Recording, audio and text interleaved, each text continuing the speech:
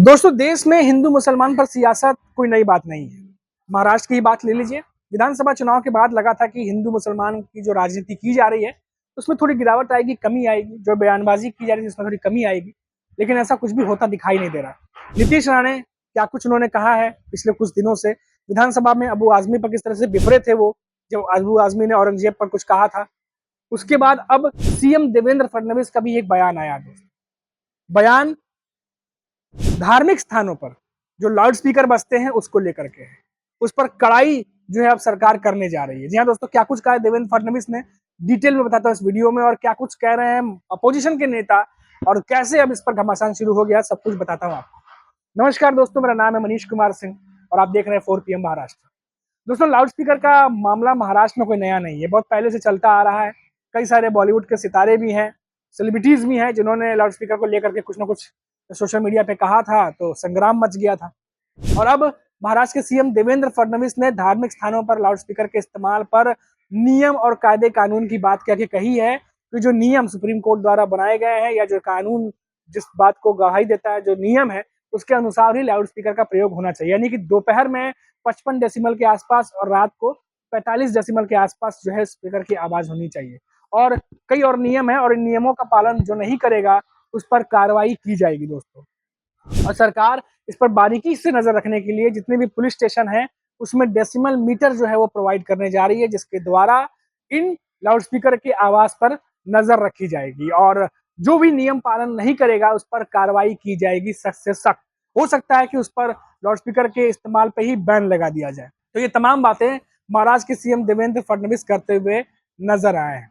अब देखिए, उन्होंने ये भी कहा कि जो अधिकारियों को जो नियम का पालन नहीं करेगा लाउड स्पीकर के मामले में, तो जिन अधिकारियों को कार्रवाई करनी चाहिए, अगर वो अधिकारी भी कार्रवाई नहीं करते हैं तो सरकार उन अधिकारियों पे कार्रवाई करेगी। जी हाँ दोस्तों, तो पूरी तरीके से देवेंद्र फडणवीस कमर कसे हुए नजर आते हैं और जाहिर तौर पर धार्मिक स्थानों पर लाउड स्पीकर के बजने के ऊपर अब नियम कायदे कानून को पालन करने की बात देवेंद्र फडणवीस साफ तौर पर कहते नजर आ रहे हैं। अब जाहिर तौर पर लाउड स्पीकर से मामला जुड़ा हुआ है, सीएम देवेंद्र फडणवीस अगर कुछ कह रहे हैं तो सियासत भी होनी है और महाविकास अघाड़ी के नेता भी इस मामले पर अब बोलने लगे हैं। और आपको याद होगा कि संजय राउत लगातार बीजेपी देवेंद्र फडणवीस पर या अमित शाह की बात करें या पीएम मोदी की बात करें, लगातार हमला करते रहते हैं। देवेंद्र फडणवीस ने भी संजय राउत पर तंज कसा। उन्होंने कहा कि तमाम जो लाउड स्पीकर है या बाकी चीजें, उन्होंने कहा कि इस पर कुछ ना कुछ कायदे नियम बन सकते हैं, लेकिन ये जो 9 बजे का स्पीकर है इसे बंद कैसे किया जाए। उनका इशारा संजय राउत की तरफ था, क्योंकि संजय राउत अक्सर इसी टाइम के आसपास आते हैं और प्रेस कॉन्फ्रेंस करते हैं। तो अब मामला गर्माता जा रहा है। और हमने आपको शुरू में बताया कैसे विकी कौशल की फिल्म आई थी छावा, जिसके बाद हमने देखा कि उसमें जो औरंगजेब का कैरेक्टर अक्षय खन्ना ने निभाया है, काफी ज्यादा उनकी तारीफ हुई। लेकिन औरंगजेब का ही एक पत्रकार ने एक सवाल पूछा औरंगजेब को लेके अबू आजमी से, तो अबू आजमी ने औरंगजेब का पक्ष लेते हुए अच्छा शासक उनको बताया, औरंगजेब को अच्छा शासक बताया। और जैसे ही ये बात फैली राजनीति में, तमाम नेता जो है वो हमलावर हो गए और अबू आजमी पर देशद्रोह से लेकर के उन पर केस करने से लेकर उनको विधानसभा से निकालने तक की बात होने लगी और निकाला भी गया। देवेंद्र फडणवीस ने तो ये भी कहा कि वो जेल जाएंगे। बाद में अबू आजमी ने माफी मांग ली थी, तमाम बातें कही, उन्होंने अपना पक्ष रखा, लेकिन उसके बावजूद भी उन्हें बहुत ज्यादा जो है विरोध झेलना पड़ा। और उसके बाद हमने देखा नीतीश राणे विधानसभा में बहुत ज्यादा अग्रेसिव हो गए थे।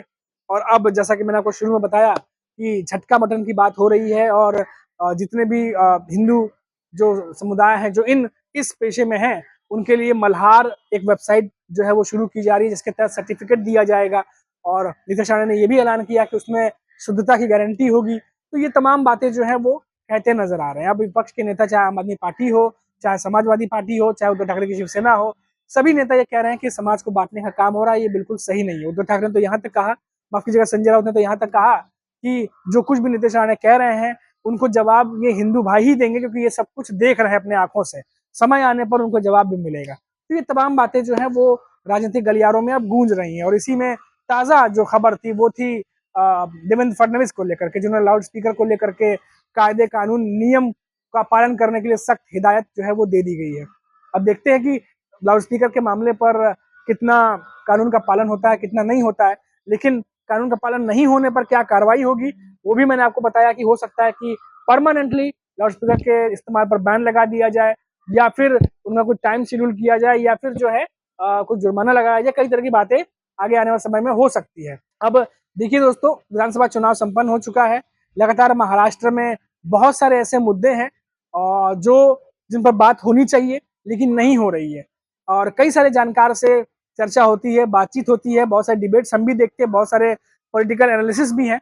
कई बार वो कहते हैं कि इस तरह के बयान जो नेता देते हैं, कई बार असल मुद्दों को दबाने के लिए किए जाते हैं। क्योंकि आप महाराष्ट्र में देखिए, जब बीड़ में सरपंच की हुई हत्या को लेकर के जब मामला गरमाया, धनंजय मुंडे का इस्तीफा देने की नौबत आई, देवेंद्र फडणवीस ने जब इस्तीफा मांगा, उसी समय अब्बू आजमी का बयान आता है औरंगजेब पर।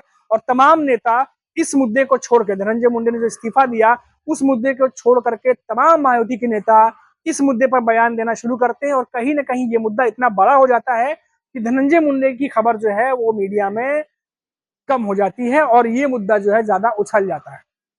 अब वैसा ही देखिए, चाहे वो दिल्ली की बात करें, जब जब सदन में या फिर दिल्ली में अपोजिशन घेरने की कोशिश करता है, तब तब कांग्रेस के ही कोई नेता होते हैं, छोटे मोटे, या कोई और नेता होते हैं, वो कुछ ऐसे बयान दे देते हैं जिस पर बीजेपी के नेता जो है वो पूरा एक तरीके से हाईजेक कर लेते हैं।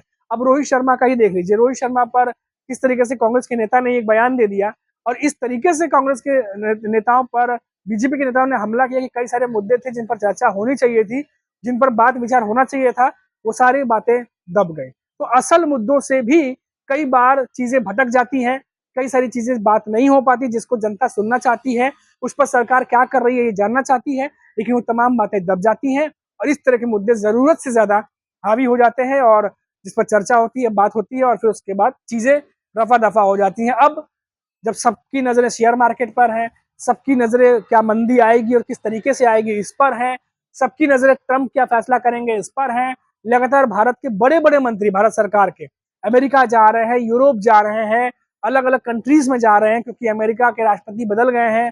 डोनाल्ड ट्रंप जिस तरीके से फैसले कर रहे हैं, भारत की अर्थव्यवस्था को बहुत ज्यादा असर वो पहुंचा रहा है।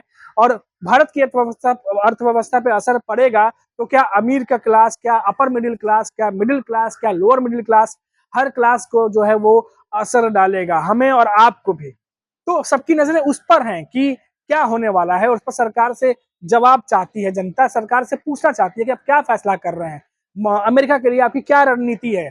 तो ये तमाम चीजों पर बात होनी चाहिए, लेकिन इन बातों पर चर्चा करने के बजाय बीजेपी के नेता अक्सर उन बातों पर चर्चा करते हुए नजर आते हैं जिन पर आमतौर पर चर्चा होनी चाहिए, पर आमतौर पर उतनी नहीं होनी चाहिए जितना इन मुद्दों पर चर्चा होनी चाहिए, क्योंकि ये आज के सुलगते सवाल हैं, आज के सुलगते जो ट्रेड वॉर छिड़ चुका है उससे सुलगते सवाल है, जिसके जवाब देश की जनता को जानना चाहिए। और अक्सर ऐसा होता है कि जब जब इन बातों पर सवाल, जब जब इन बातों पर जवाब पूछा जाता है, तब तब इस तरह के मुद्दे आते हैं और फिर तमाम बातें साइड हो जाती हैं और ये मुद्दे इतने हावी हो जाते हैं कि हर तरफ यही दिखाई देता। गोदी मीडिया जो है, आप देख लीजिए, बड़े बड़े डिबेट में उनके इस तरह की चीजें उठाई जाती हैं और तमाम जो डिबेट करने आते हैं वो भी इस तरह की डिबेट करते हैं और कहीं ना कहीं जो बाकी चीजें हैं वो साइड लाइन रह जाती हैं। अभी के लिए इतना ही।